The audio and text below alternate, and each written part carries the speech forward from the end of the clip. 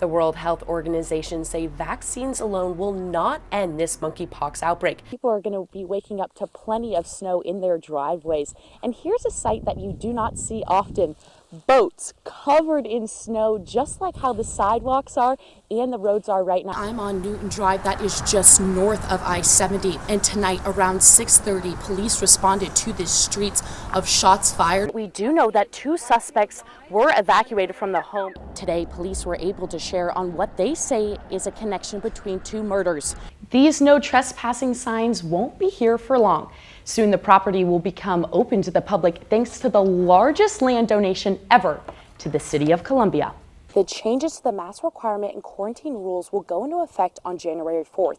That's when students will return from winter break. I want you to take a look at this. Now, every time a St. Louis Blues player does that, kids win too.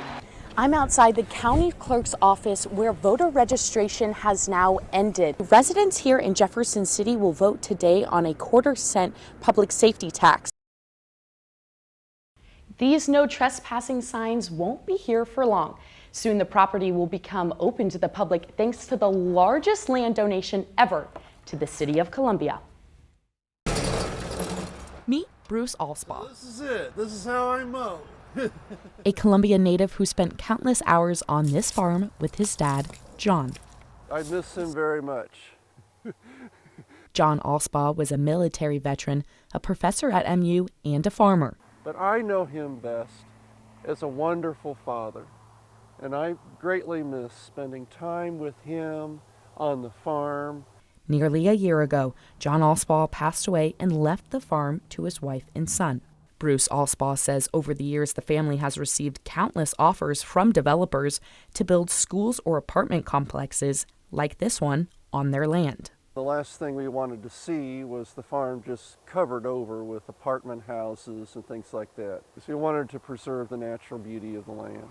The city agreed with the Allspaws and will make the property a green space.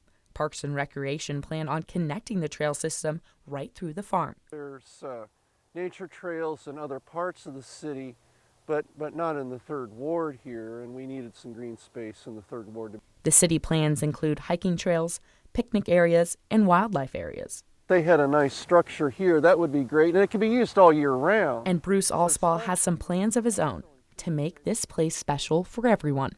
For the anniversary of her daughter's disappearance, Chapman takes a green ribbon like this one and wraps it around a tree at her home in Holt Summit. This is just one of the things she is doing to bring awareness to missing people. That's Angie in the red, and that's her brother Eric. It's been almost 2 decades since Angie disappeared. Angie's still missing.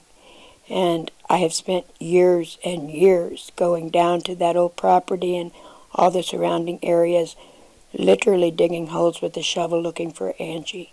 Chapman says it's the not knowing that's so difficult for her. Logically, I know Angie's gone, but I haven't one shred of physical evidence, not one fingernail of hers. Now, Chapman uses Angie's inspiration to help other Missouri families trying to find their loved ones who go missing. Chapman created the Missouri Missing Organization in 2007. I talk to families nearly every day. We make flyers for them.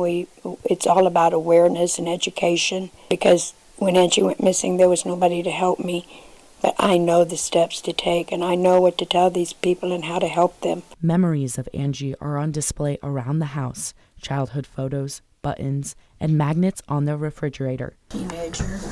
I noticed she's wearing my sweater. But it's the front yard where Chapman spends the anniversary of Angie's disappearance. And there's another ribbon. There's another ribbon for Angie. By tying a green ribbon around this tree. It was just something to mark another year that I don't have Angie. And I'm still looking for her. Root Cellar uses this packing house to get produce from the farm to the table. Root Cellar buys from 80 Missouri regional growers and assists them with production and distribution of crops and produce. As a local food hub, we can take those products, we purchase those products from the farmer, and then we get them to the consumer. So that way the farmer can do what they want to do, which is grow food. But this would not happen without the space and equipment at the packing house. We are processing and freezing zucchini today. They use this kitchen to wash, cut, chop, and prepare a variety of produce. One of the key things that the packing house has now is a flash freezer, and that is really critical for us. In a conventional freezer like this one, zucchinis would take 3 hours to freeze. But in the flash freezer, it cuts that time in half. The quality, longevity, and taste is better. We do a lot of freezing in preparation for the winter. So it's really great because it allows us to have those products just a little bit longer. The new grant will go towards more advanced kitchen equipment. It's purchasing a lot of the equipment that we need to help these farmers. So garlic peelers, dehydrators, blenders, all sorts of things that will help them do their job. Davis says this helps promote buying locally. It's a really vital part of local foods, having a place to process products further so people can enjoy them even longer. And that means root cellar customers can enjoy fresh fruit and vegetables even in the middle of winter. Eleanor Sheahan, KOMU 8 News, Columbia.